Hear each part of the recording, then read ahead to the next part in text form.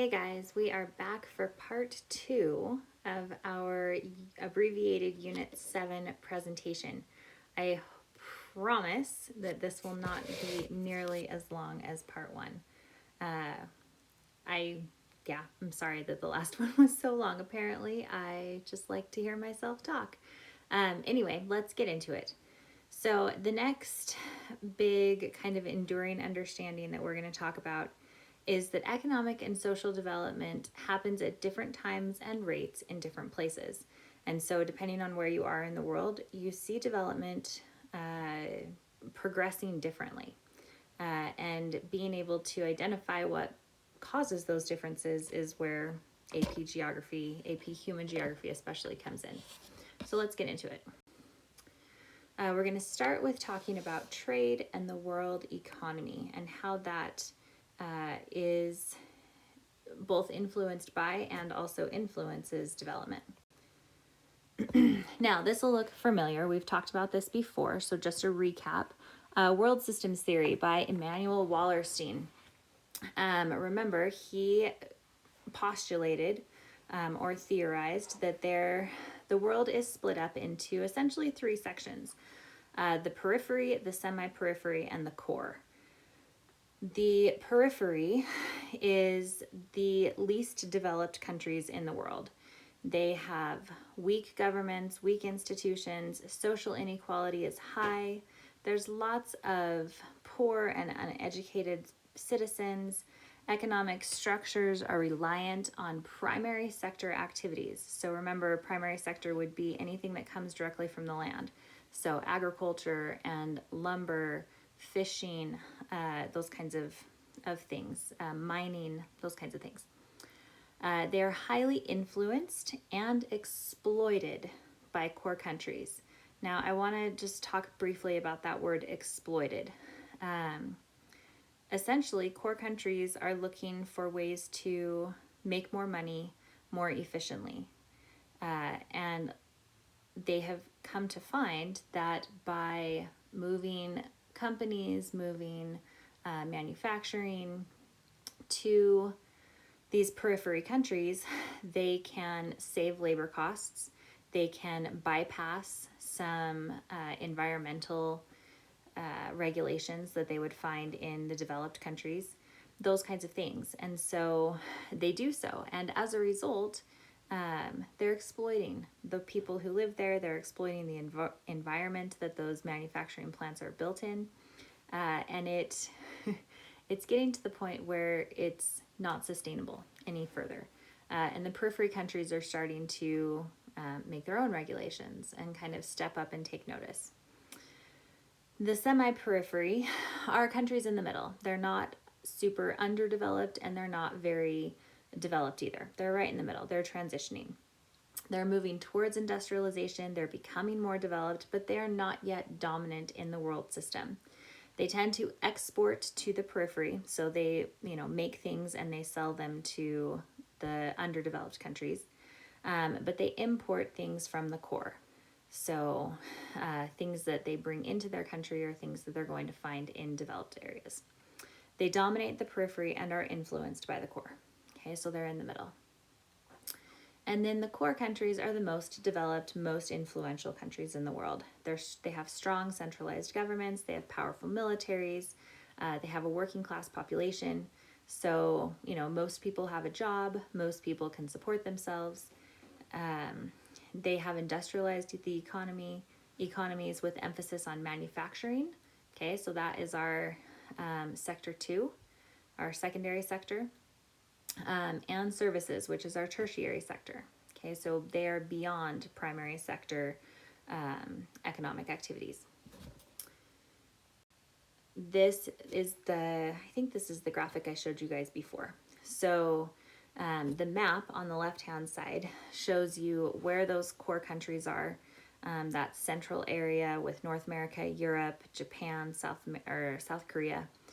Those are all of your developed areas, and then you kind of have that flip side in the South Pacific with Australia and New Zealand, which are also developed. The developing are that next circle out, essentially equator north tends to be developing. And then everything else, sub-Saharan Africa, Southeast Asia, lots of parts of Southeast Asia, some parts of Latin America would be the periphery. Okay, so we've got developed, semi-periphery, and periphery. The graphic on the right of the screen just shows you that relationship that we talked about on the previous slide. So if you look at the red core, they have high profit consumption goods, and they export to both the periphery and the semi-periphery. The semi-periphery exports to the periphery and imports from the core, exports to the periphery. Another thing to keep in mind, you'll notice if you look here, let me find my pen. If you look here at the semi-periphery, you've got stuff coming in from the core. So in from the core is going to be imports, right? Manufactured goods that they're importing in. Coming in from the periphery are going to be natural resources, things that the semi-periphery countries need to use to continue manufacturing, those supplies, those inputs. You'll notice that they also export their goods to the periphery, and they export their resources to the core. Okay, so the semi-periphery kind of operates in all areas. And then you've got the periphery countries, which really, they import goods from both the core and the semi-periphery, and they export their natural resources. Notice down here it says cheap labor and raw materials to the semi-periphery and the core. Okay. Next slide. So paths to development. If you are a country and you realize that your country is not one of the highly developed countries, but you want to get there, you want to improve industrialization, you want to modernize, you want to raise the standard of living for your citizens, but what do? Well, there are a couple of different paths that historically have some evidence behind them as far as success goes. So we're going to examine what those paths are. The first is called the self-sufficiency path. The self-sufficiency path essentially means that they focus on the domestic production of goods. So essentially, what do we have in our country? What can we make? What can we grow? Let's make ourselves strong within our own borders. They discourage foreign ownership of businesses and resources, and they protect their businesses from foreign competition.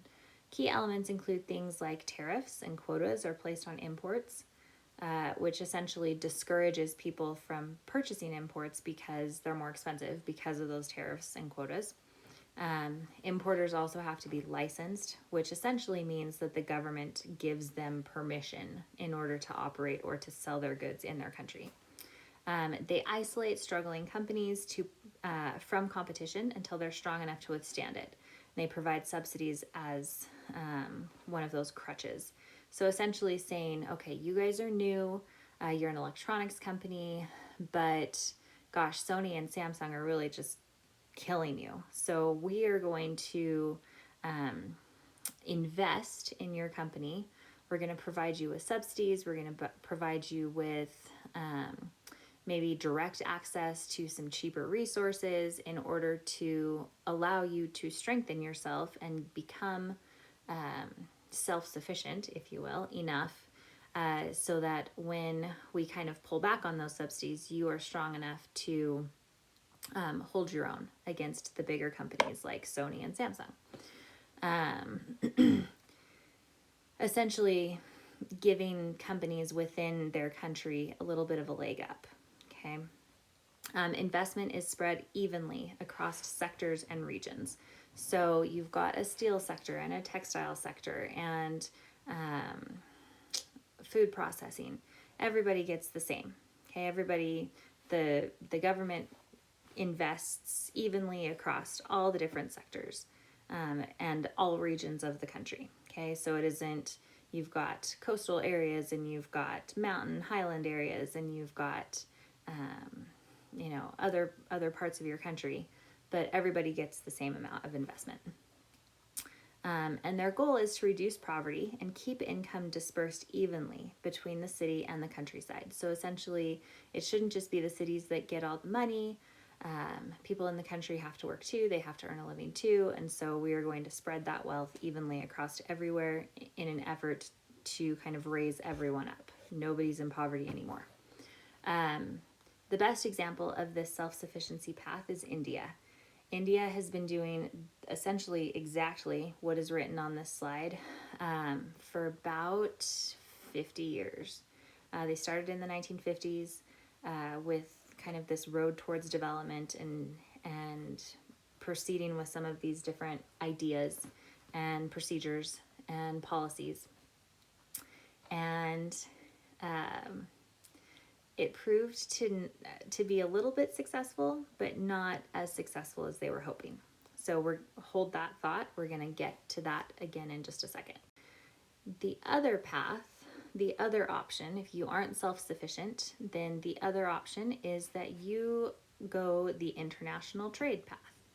The international trade path is essentially that countries open themselves up to foreign investment in international markets. So instead of saying, no, everybody who's not an Indian-based company can't operate in India, we're making Indian-based companies strong. We're only going to help them. We're going to highly tax everybody else. This is the exact opposite. They're essentially saying, hey, we've got, cheap land and cheap labor. Come on in. Everybody bring your companies here. Wide open for foreign investment in international markets. But what sets this a little bit apart from being just the opposite of self-sufficiency is what a country does or has to do in order for this to be effective is they have to identify unique economic assets. So what is it about their country that is different or more beneficial than other countries? Do they have a lot of mineral or ore deposits? Do they have lots and lots of different types of animals that could be leveraged? Do they have really great farming soil for a certain crop? What is it about their country that makes them special and unique that would essentially give them a competitive advantage against any other country in a similar sector or in a similar area of the economy? What does a country have that other countries would be willing to buy or invest in? And what product can the country manufacture and distribute at a higher quality and a lower price than other countries? Okay, so these are the two questions that they ask themselves. Economic development along this path comes from concentrating scarce resources on expansion of unique local industries. The income then finances development. So essentially, they identify what makes them special and unique, and they take their investment capital, both within their country and foreign investment that comes in, and they put it towards that. So on the self-sufficiency side, you have them equally distributing investment across all the sectors, right? Across all economic endeavors. In international trade, they open themselves up to foreign investment, and whatever investment comes in, they put specifically towards these unique attributes that distinguish them from other countries. Considerations when we look at these two paths. When a developing country is wading into the waters of international trade, they must consider two concepts, both comparative advantage and complementarity. So comparative advantage is the ability of a country, firm, or individual to produce goods and or services at a lower opportunity cost than other countries, firms, or individuals. Okay, so this goes back to that what makes you special idea. Complementarity is when two countries through trade can satisfy each other's needs and demands. So essentially, I think I'm out on complementarity, and slide kind of, hold on, out of order. Okay, hold that. Comparative advantage. We'll come back to it. Examples of international trade. So we talked about India being a great example for self-sufficiency. International trade examples, there are a couple. While other developing countries were committed to self-sufficiency, there are two groups of countries that embraced this idea of international trade. The first group is called the Four Dragons. They are made up of South Korea, Singapore, Taiwan, and Hong Kong. Now, if you guys are familiar with electronic productivity at all, these four countries are top in the production of electronics. So let's talk about what that means. These countries lacked natural resources. They didn't really have much. I mean, if you look at Hong Kong and Singapore specifically, they're basically just cities. So there isn't really any countryside for them to find natural resources.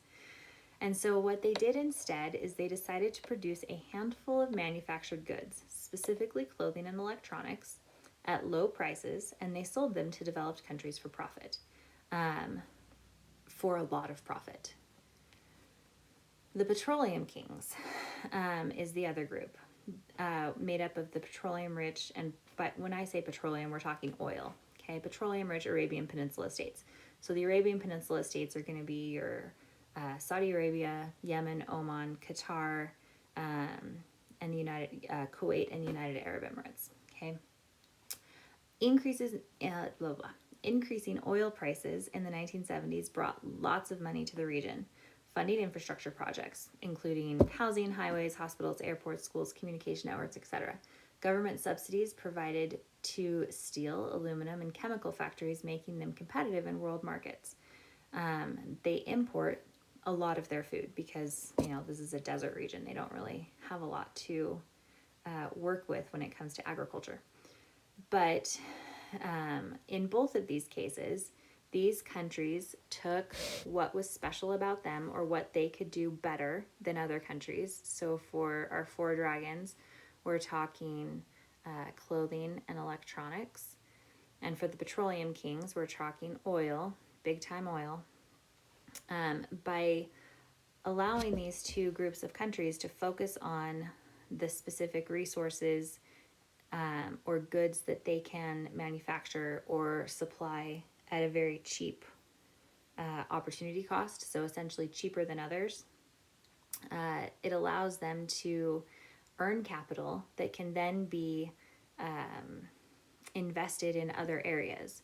And so the petroleum kings specifically took the money that they got from oil and they funded infrastructure. They also provided subsidies to all of these other types of companies, types of economic endeavors, which allowed them to kind of diversify the different economic sectors within their country. But it all started because they focused on the oil, or they focused on the electronics, if you're the Four Dragons. Between the two, between self-sufficiency and international trade model is more successful. The question, though, is why? Why is that more successful? Well, let's talk about it. Under colonialism, developing countries didn't have access to their own natural resources.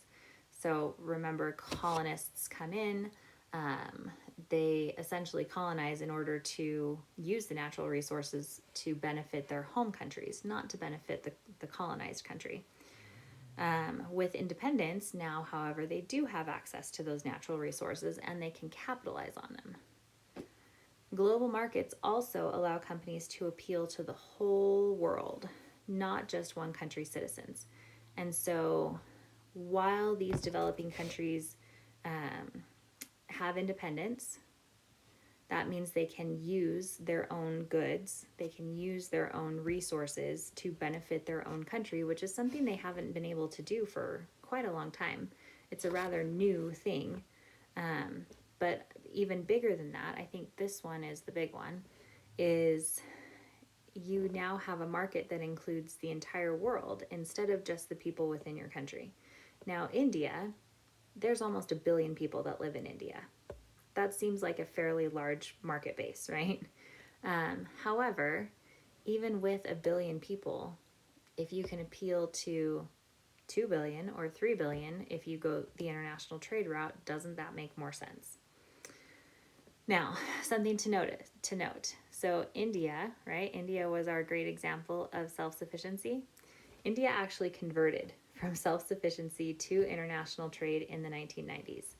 They did the international trade thing for like 40 plus years, realized that it wasn't working as well as they wanted, or they did this self-sufficiency thing, the self-sufficiency thing for 40 plus years, realized it wasn't working the way that they wanted it to, that they weren't developing as fast or as effectively as they could have been. And so they actually transitioned to the international trade model in the 90s. And guess what? It worked. Their GNI, so this is your gross national income, went from 1.8% growth per year under self-sufficiency to 6.5 growth per year. That is huge. That's a huge jump. That's almost like a 350% increase or something like that. That's crazy. So obviously there's a lot more evidence that international trade is more successful. However, it is fair to mention that some of the reticence that countries have going the international trade model, because so many of these countries were at one point the subject of imperialism. They tend to be very reluctant to invite other countries back into their country. They haven't had control of their own country for very long, especially if you look at the whole history, right? And so the idea of opening their country back up to foreign investment, influence, and even control in some ways, just allowing other countries to have a say in what goes on in their country, makes them nervous. And I think that is understandable.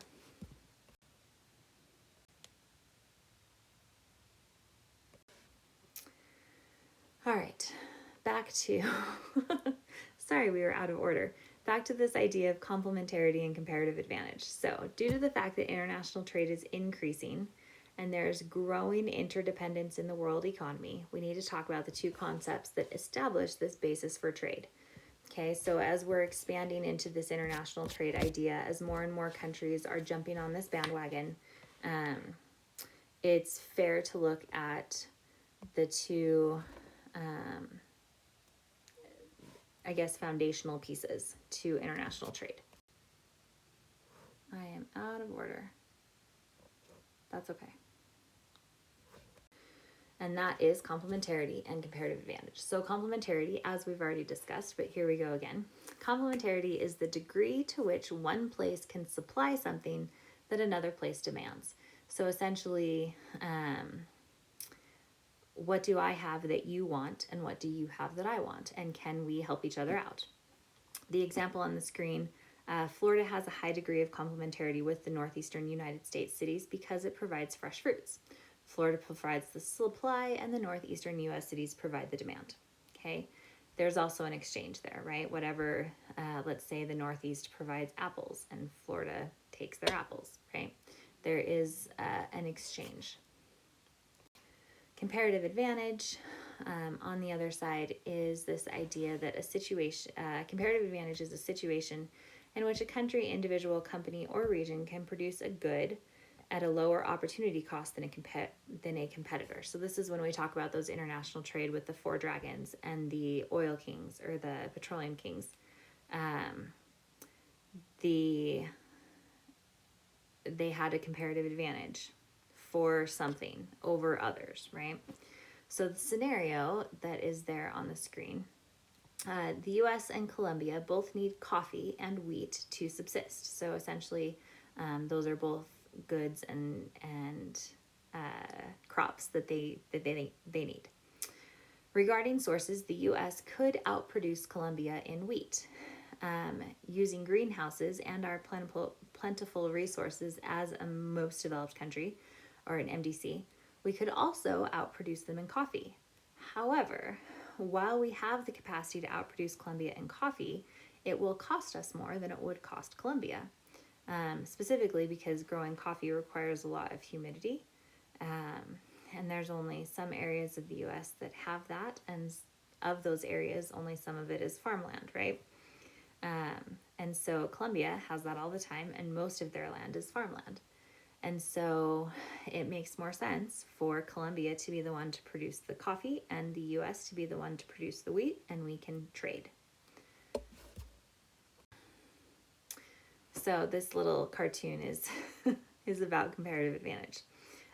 On the left-hand box, hello, old chap. I simply can't afford to specialize in pears as my opportunity costs are too high. You seem to have a comparative advantage, though. That's the United Kingdom.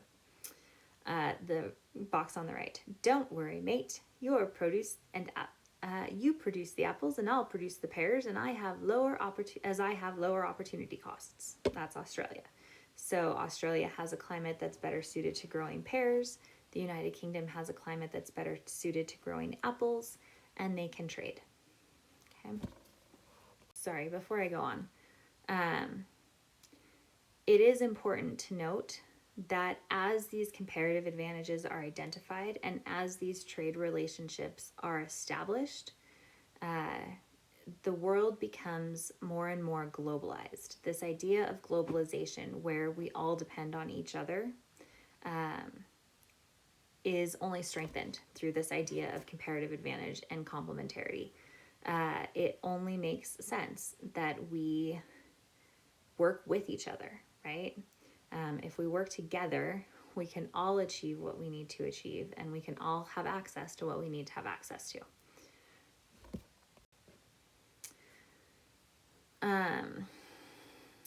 Really quickly.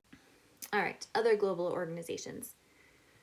The reality of complementarity and comparative advantage has resulted in increased international trade. We've talked about this. This has led to the formation of new global organizations and relationships, fostering greater globalization. Some of those organizations include the World Trade Organization, or the WTO, the European Union. Now, we've talked about the European Union before as a supranational organization, right? During our political unit. It's right there. Mercosur and OPEC are also global organizations that have to do with these economic globalization ideas. And we'll get into what those are in just a second on our next slides. So the World Trade Organization, or the WTO. Because international trade was so successful in inducing development, countries came together and founded the World Trade Organization, or the WTO, in 1995. So it's only been around for 25 years. It works to promote international trade in 3 ways. So it is looking to, instead of just countries kind of figuring it out for themselves and kind of trying to develop those relationships, the World Trade Organization can help them do that. They are a resource to facilitate trade. Number 1, the WTO negotiates reduction or elimination of trade restrictions. So government subsidies for exports, quotas on imports, tariffs, licensing requirements, etc. Anything that hinders trade, or anything that makes certain products less desirable because they are being taxed in an unfair or subsidized way in order to, protect other options, the WTO tries to get rid of. Number 2, the WTO negotiates to reduce or eliminate restrictions on international trade movement of money by banks, corporations, and people. Now, you guys are probably too young to know this, but when you move money around, so if I want to move banks, for example, so if I take all of my money out of the bank that we're currently in and I move it to a new bank, there are always fees involved. There's a fee to close the account. There's a fee to get the cashier's check printed out for whatever was in my funds. There's a fee to open a new account at wherever it is I'm moving money to. And so all of these fees for an individual like myself, they're rather small. It's, it ultimately is not that big of a deal. But if you put it on a much larger scale, if we're talking about the movement of money as it results in, millions or billions of dollars, through importing and exporting goods between countries, that's going to be a lot more fees. You're going to have like an exchange rate fee, and you're going to have all these different banking fees and red tape bureaucracy type things that have to be figured out in order to make sure that they can verify that the funds are there, and then verify that the funds got moved and everything arrived the way that it was supposed to, et cetera, et cetera, et cetera. And so there's a lot that goes into the movement of money. And so in order to make it easier for people to trade, make it easier for that money to exchange hands, the WTO tries to eliminate those restrictions on the movements of money. And the third thing that the WTO does is it enforces trade agreements and protects intellectual property. So there are companies who make innovative new things, and it almost seems like as soon as those things get made, some other company is ripping them off, right? The WTO tries to protect against that and essentially find those people who are ripping off those brand name items, if you will, and prosecute them. The WTO is often, however, criticized for supporting large corporations at the expense of regular citizens. The WTO is also accused of violating sovereignty. It kind of operates within the political realm, but without political oversight, if that makes sense. And so a lot of countries don't like it when the WTO is dipping their fingers into all of these different pies. And then this large corporations idea, essentially, the WTO's job is to facilitate trade on an international level.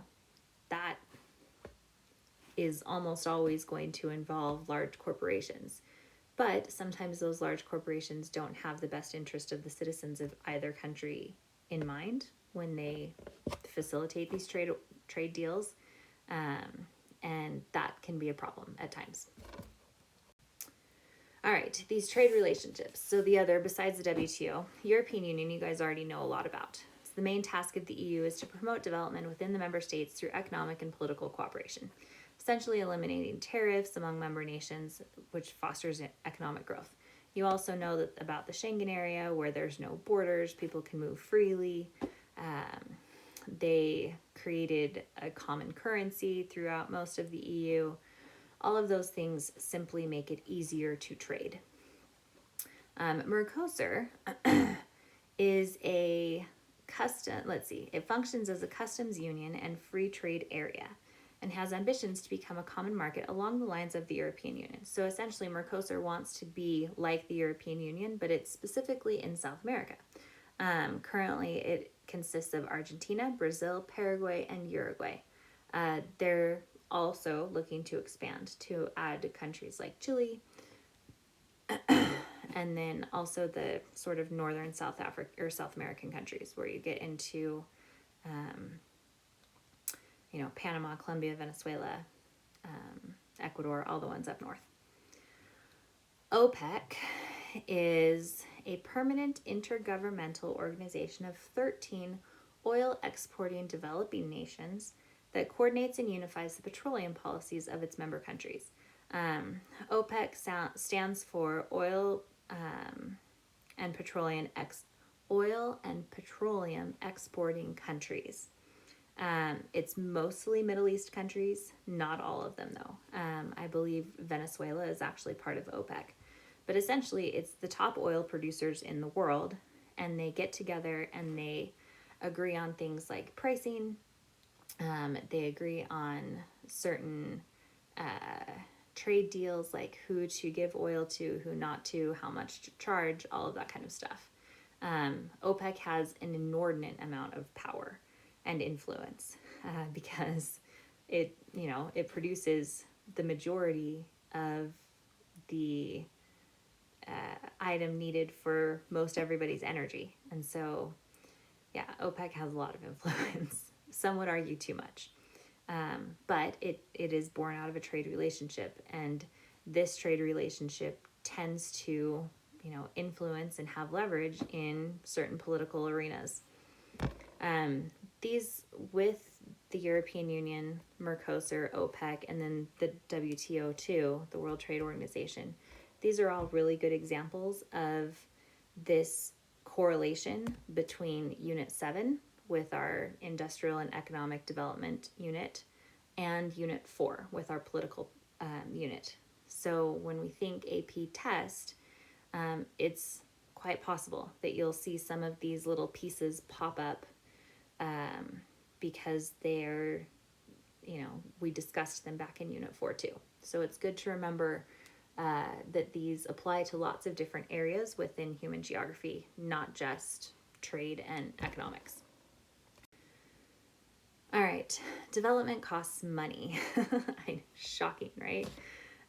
So where do the developing countries get the funds to develop? We talked before about the initial capital investment. But there's some other options as well, and these also would count as supranational organizations. These global organizations we've been talking about.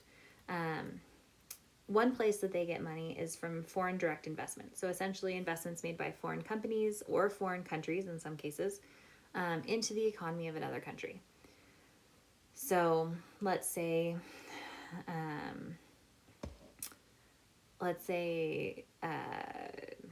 I don't know, pick a company. Let's say Samsung. Let's say Samsung wants to build a plant in India. Well, Samsung, I believe, is a Japanese company. And so, but they're looking to find a cheaper place to, manufacture their electronics. And India tends to fit the bill for cheap labor. And so they go in, but they realize that maybe they don't actually have to build an entire new manufacturing plant. Maybe they can just buy some of the ones that are there and then turn them into Samsung companies. That would be an example of foreign direct investment. There are other examples as well too. Like if you just have hedge fund managers or venture capitalists who are looking to make a quick profit, they can look and see what options are available in developing countries, throw some money at it, and as those companies, kind of mature and become profitable, then those venture capitalists and hedge fund owners make that money back. But the other way, and this is actually just as common, is a traditional loan. But loans on a country level, I mean, you can't just show up at Chase or, Wells Fargo and say, hey, I need to borrow a couple $2 billion. Can you make that happen? That's not how it works. There is something called the World Bank. The World Bank includes a couple of different kinds of loans. These are both specific types of loans. You don't really need to know them. But they're essentially aimed at helping developing countries develop. These loans are for specific projects and qualifications must be met. If they fail, projects don't work due to faulty engineering, nations squander aid or it's stolen, new infrastructure doesn't attract investment. There are all kinds of situations where the World Bank invests in certain things and they don't get their money back. Happens all the time. International Monetary Fund is another version of a World Bank type situation. These funds are used to help stabilize a country, rebuild international reserves, stabilize currency exchange rates, pay for imports. The International Monetary Fund happens to deal specifically with countries that are a little bit worse off than what you find with World Bank countries. Something else that's started within the last 20 years or so is this idea of microfinance. Microfinance are small loans given directly to individuals for small businesses. You see this a lot in underdeveloped countries, your LDCs. Essentially, a few $100s here or there to help these people directly put together some sort of small business.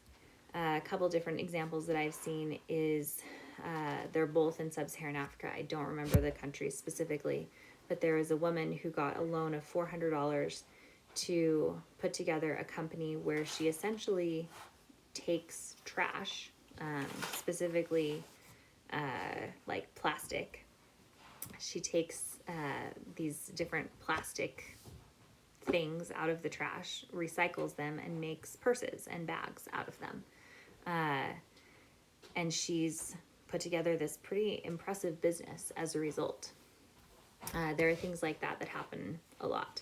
I've also seen a microfinance loan story where a man took old tires and he made shoes out of them, using the tread of the tire as the sole of a shoe. Those are examples of how just a few $100s can really change the lives of people directly.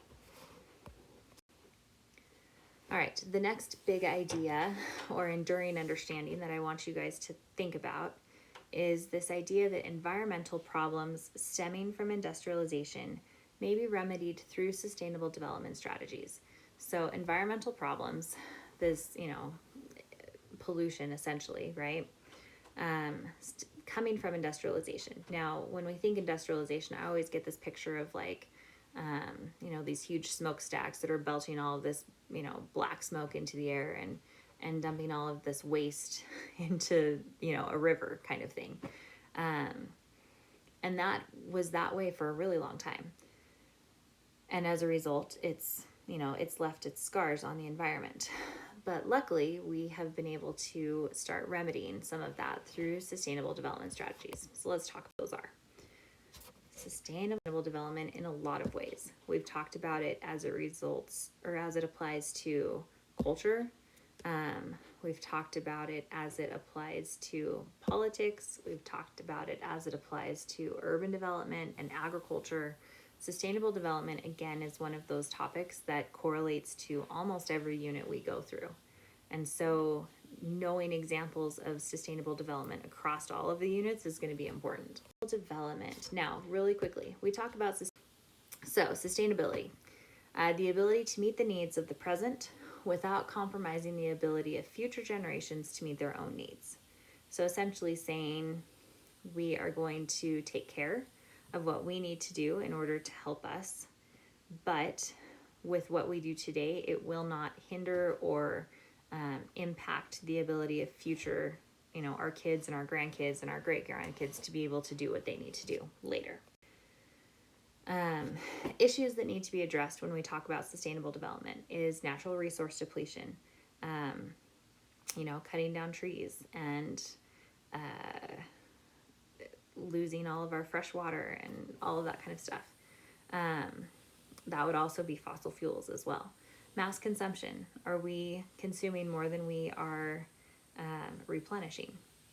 The costs and effects of pollution, impact of climate change, human health, and how human health is impacted by the environment they're living in, well-being, and social and economic equality. I like this quote that green is a trend, but sustainability is a mindset. So sustainability is something we need to start with at the beginning, not try to fix later on. Okay. So this is quite possibly one of the funniest videos I have ever seen, and it is 100% authentic, I promise. So, sorry. I so wish we were all in class right now and I could show you this video because we would be dying. This is a commercial that was run in India a few years back. And the whole goal of the commercial, you'll see down here the title, Poo to Loo. Now, loo, if you're familiar with British vernacular, loo means toilet or bathroom, right? Poo means exactly what you think it means. But the goal of this commercial, and it was a whole campaign by the Indian government to convince people to stop pooping out in the open in the streets, which sounds horrible, but apparently was quite a problem. essentially, you cannot have a clean and hygienic environment for people to grow up and raise their families in and stay healthy if you've got people pooping in the streets, right? Like, I can't even fathom what that looks like. But it was a big enough issue in India that they did this whole advertising campaign to convince people to use toilets. Now, this is a commercial. It is on YouTube if you want to go watch it. There's a couple different versions of it. If you watch the long version, there's a lot of swearing. They say the kind of swear word version or synonym for poop. So if you watch it, be aware. You might want to listen to it with headphones, or you might want to be by yourself. But the one that we would have watched would have been the shorter one. There's like a minute 30 segment that doesn't have swearing. But yes, it's this idea of sustainability. But these kinds of sustainability issues are real in these developing countries. And in this case, we want to have a hygienic and healthy environment for people to live. Fair trade. We've talked about fair trade before. We talked about it when we were talking about chocolate, and we watched the Bitter Chocolate documentary on Netflix, and then did the chocolate taste test. But fair trade is another way that sustainability is happening. Fair trade for producers includes eliminating middlemen, spreading risk across the supply chain, educating producers, promoting safe and sustainable working conditions. Fair trade standards for workers include protecting workers' rights, include being paid a fair wage, the ability to unionize, safe working conditions. Critics do claim that rights under the international trade model are not, workers' rights under the international trade model are not a priority. Working conditions are poor, pay low, government oversight is limited, child labor is likely. When we talk about this, it makes me think of what we saw in the chocolate documentary, right? With the initial farmers not being paid the market price that's set, the likelihood of child labor is high, working conditions are horrible. Those poor people who are being killed because they just got paid for their for their cocoa beans, all of that kind of stuff. But it's also an example of international trade, right? The Cote d'Ivoire is a huge producer of cocoa beans, and it's what makes them special. It's what sets them apart. But it's also an issue in the international trade model. And then for consumers, understanding that most fair trade products are food and reach consumers through cooperative stores. A cooperative store is a member-owned, member-governed business that operates for the benefits of its members. Co-ops were popular in the Great Depression. Those in poverty came together to help each other. It was popular again in the 1960s and 70s. Counterculture youth came together to open grocery stores and craft shops. And then it was popular again recently with grocery stores selling healthy, organic, locally sourced produce and meat. We see more and more stores specializing in things like organic, there's gluten-free. Fair trade is another big trend in making sure that our food and our grocery store items are responsibly sourced.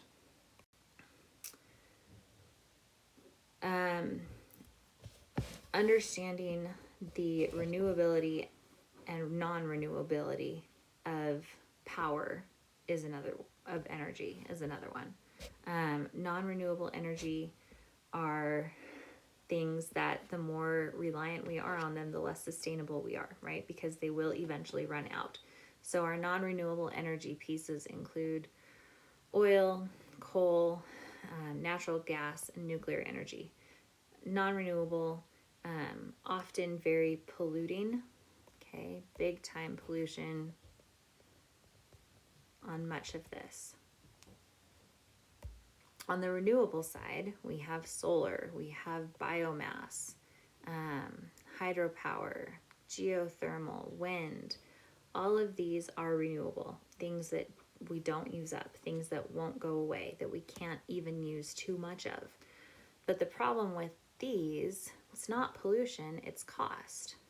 It is expensive to put the systems in place that will convert solar energy to energy that you can turn your lights on with. And in a lot of cases, there are certain areas where it isn't even an option. Wind energy, well, if you live in a place that isn't windy, that's not going to do you any good. Geothermal energy, if you live in a place that that doesn't have any geothermal activity, not going to do you any good. Hydropower energy, if you don't live near a rushing river, not going to do you any good, right? And so you have to consider the cost and the availability.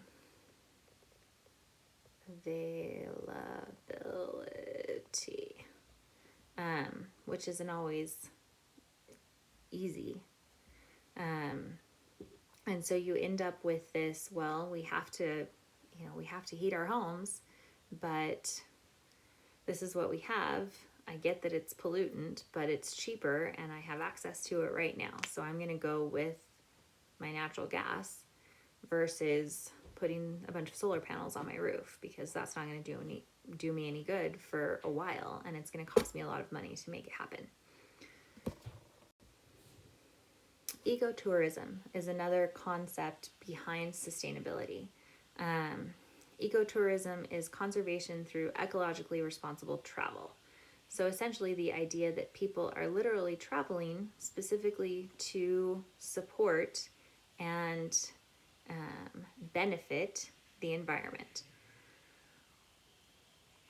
Ecotourism is a strategy used by some countries. Oh, wrong one. Is a strategy used by some countries to help the environment and generate jobs. So essentially, what is special about your country as far as the environment goes? Do you have really cool mountains? Do you have volcanoes? Do you have pretty lakes? Do you have a cool shoreline or nice beaches? Do you have, rainforest? What is it about your country's environment that you could leverage in order to get people to come visit? I remember when I was younger in college, my family and I took a trip to Costa Rica. And in Costa Rica, the culture is very, very rich. But as I think back through the things that we did in Costa Rica, it really wasn't a lot of cultural stuff. We toured the volcano, we toured the lake, we went to the beach. We had a couple different hikes through rainforests and through natural preserves. We went ziplining through the rainforest. And all of those things kind of lend themselves towards this ecotourism piece, as opposed to what you would traditionally do as a tourist, where you go and you maybe go to an amusement park or you go to certain cultural sites. Ecotourism is specifically geared towards people coming to see what's special about the environment. My husband actually has a friend that teaches at his school. He's one of the PE teachers, and he is a travel guide every summer for different trips around the world. And their goal essentially is this ecotourism thing. They go, they do hikes, they explore the different environmental aspects of whatever country they're going to. That's the idea of ecotourism, is essentially leveraging what your country has that makes it special environmentally, and marketing that to people to come visit and see, and then using the funds that are generated off of that in order to make more sustainable decisions moving forward. This is a video about ecotourism. If you guys want to go again to YouTube and pick that up, you're welcome to look at it if you need additional explanation. I like this picture because it again highlights the importance of sustainability. This is a picture taken from the top of Mount Rushmore. Or sorry, not Mount Rushmore, Mount Everest. You'll notice you've got a hiker there. He's got his oxygen on, he's all bundled up, and he's got this ginormous trash field behind him. This is the top of the highest mountain in the world. with all of the people that come through there and all of the different supplies that get left and the different trash that gets left, this is a problem. We need to make sure that whatever it is we are promoting isn't this, that we are sustainable in our decisions and our actions. So how do we measure progress? We want to be developed. We want other countries to have the opportunity to develop. But what is it that we're doing to measure if we're doing a good job? Since 1980, there are some things that have been put in place. The first is that Human Development Index, the HDI number. The gap between developed and developing countries has narrowed in the last 40 years. GNI per capita has increased much more rapidly in developed countries than in developing, which means that in order to, promote better standards of living among citizens, we need to help those countries develop. Education. Mean years of education has increased the same number in developed and developing countries. So people are getting more education across the board, which is great, but we need to make sure that those developing countries are even getting more than that. And life expectancy has increased by approximately the same number of years in developed and developing countries. Again, good, but we want to narrow those gaps. These are the UN Millennium Goals.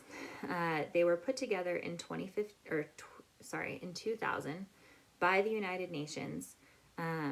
Essentially, it was a 15-year timeline to achieve these goals. Reduce poverty and social inclusion. Achieve universal primary education. Primary education would be like K-5. Number 3, promote gender equality and empower women.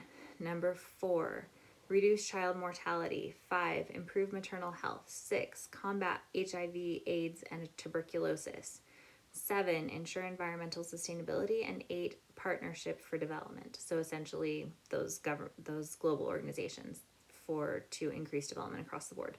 In 2015, these goals ran out.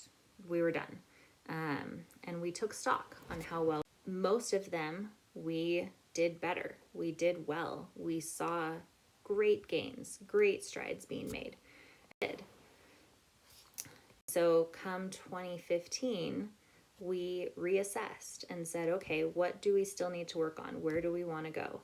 And this is what we came up with. These are the Sustainable Development Goals. The UN has them in place right now. They work with different global organizations across the world in order to help facilitate the progress of these goals. No poverty, zero hunger.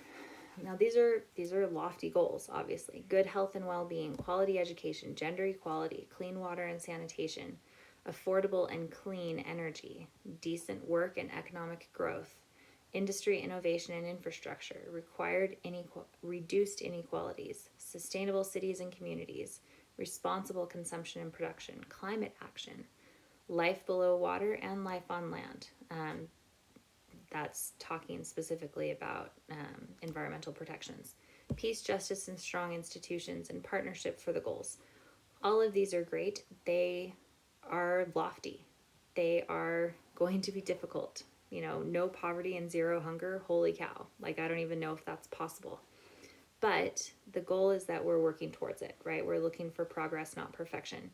And they're getting there. The last slide, I want to introduce you to Hans Rosling. Hans Rosling is fantastic.